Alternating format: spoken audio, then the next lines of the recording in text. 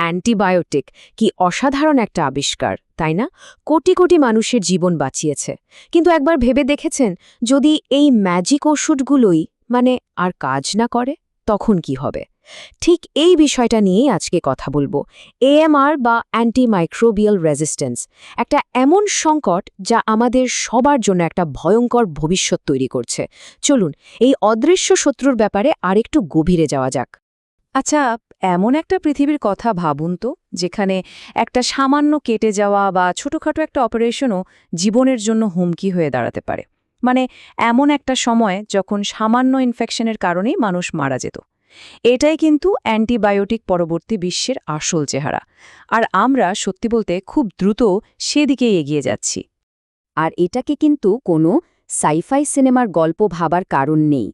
পূর্বাভাস যা বলছে তা শুনলে অবাক হতে হয়। ২০৫০ সাল নাগাদ অ্যান্টিমাইক্রোবিয়াল রেজিস্ট্যান্সের কারণে প্রতি বছর ১ কোটিরও বেশি মানুষ মারা যেতে পারে। সংখ্যাটা একবার ভেবে দেখুন, বিশাল একটা সংখ্যা। তাই এর পেছনের কারণটা জানা আমাদের সবার জন্যেই জরুরি। তো প্রশ্নটা হলো, কিভাবে এমনটা হলো যে ওষুধগুলো ছিল আমাদের সবচেয়ে বড় ভরসা, আমাদের রক্ষা কবচ, সেগুলোই আজ আমাদের জন্য এত বড় একটা হুমকি হয়ে দাঁড়াচ্ছে কিভাবে? মজার ব্যাপার হলো, এর উত্তরটা কিন্তু আমাদের নিজেদের আচরণের মধ্যেই লুকিয়ে আছে। বিশেষজ্ঞরা তো সরাসরিই বলছেন, এএমআর হতে পারে আমাদের পরবর্তী মহামারী। আর এটা কোনো একটা দেশ বা অঞ্চলের সমস্যা না, একদমই না। এটা একটা গ্লোবাল হেলথ ক্রাইসিস, যা একদম নিঃশব্দে চারদিকে ছড়িয়ে পড়ছে। আর সবচেয়ে ভয়ের কথা কি জানেন? এটা আমাদের পুরো আধুনিক চিকিৎসা ব্যবস্থার ভিত্তিটাকেই নাড়িয়ে দিচ্ছে। আচ্ছা, তাহলে চলুন এবার একটু ভেতরের গল্পটা দেখি। কিভাবে একটা সাধারণ ব্যাকটেরিয়া একটা ভয়ঙ্কর সুপারবাগে পরিণত হয়। প্রসেসটা শুনতে হয়তো খুব জটিল মনে হবে না, কিন্তু এর ফলাফল সেটা আসলেই মারাত্মক। দেখুন, ব্যাপারটা শুরু হয় খুব সাধারণভাবে। ধরুন একটা ইনফেকশন হলো, আমরা অ্যান্টিবায়োটিক খেলাম, কিন্তু সমস্যাটা হলো সব ব্যাকটেরিয়া কিন্তু মরে না। কিছু যেগুলো সবচেয়ে চালাক আর শক্তিশালী, সেগুলো ঠিকই বেঁচে যায়। আর তারপর ওই বেঁচে থাকা ব্যাকটেরিয়াগুলোই নিজেদের সংখ্যা বাড়াতে থাকে, আর তাদের ওই সুপার পাওয়ার রেজিস্ট্যান্স অন্যদের মধ্যেও ছড়িয়ে দেয়। ব্যাস, এভাবেই জন্ম নেয় একটা সুপারবাগ, এমন একটা শত্রু যাকে হারানো প্রায় অসম্ভব হয়ে পড়ে। তাহলে মূল কারণটা কি? একদম সহজ কথায়, অ্যান্টিবায়োটিকের ভুল ব্যবহার আর অতিরিক্ত ব্যবহার।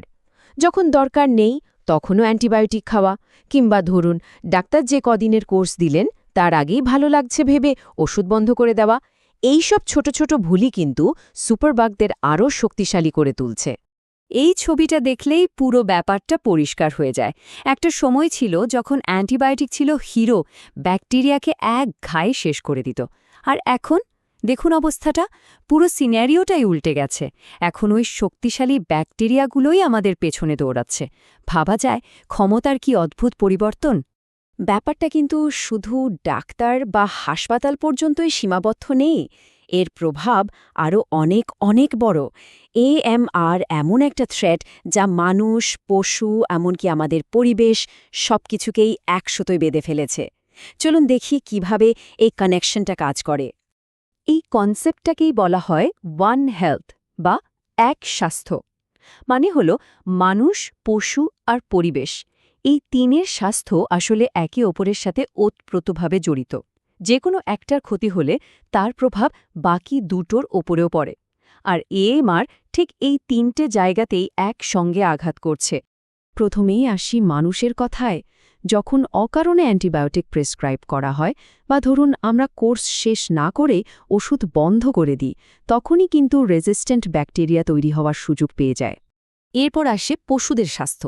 আমরা হয়তো অনেকেই জানি না, খামারে গবাদি পশুদের রোগ সারাতে বা তাদের দ্রুত বাড়াতে প্রচুর অ্যান্টিবায়োটিক ব্যবহার করা হয়। আর ওই অ্যান্টিবায়োটিক প্রতিরোধী ব্যাকটেরিয়াগুলো কিন্তু শেষমেশ আমাদের খাবারের মাধ্যমেই আমাদের শরীরে চলে আসতে পারে। আর সবশেষে পরিবেশ।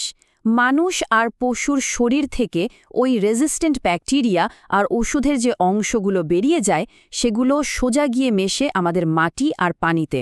আর সেখান থেকে এটা আবার সব জায়গায় ছড়িয়ে পড়ে। পুরো চক্রটা চলতেই থাকে, আরও ভয়ঙ্কর হয়ে।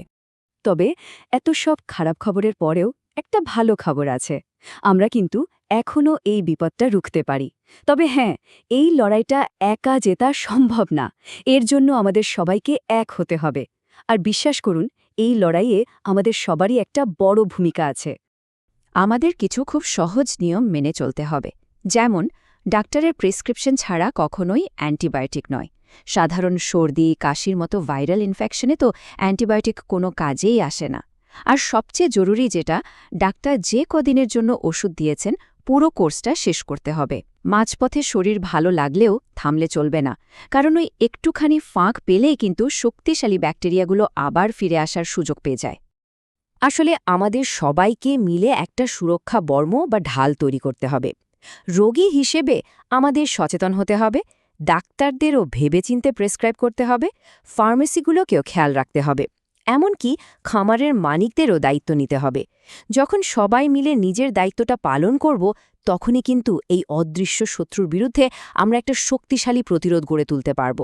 তাহলে শেষ কথা কি? বার্তাটা খুব পরিষ্কার। যেহেতু সমস্যাটা সবার, সমাধানও করতে হবে সবাইকে মিলে। মানুষ, পশু আর পরিবেশ, এই তিনের স্বাস্থ্য রক্ষা না করতে পারলে আমরা এই লড়াইয়ে জিততে পারব না। আসল প্রশ্নটা হলো, আমাদের এই চমৎকারী ওষুধগুলোকে বাঁচানোর জন্য আমরা কি সবাই মিলে সেই দায়িত্বটা নিতে প্রস্তুত?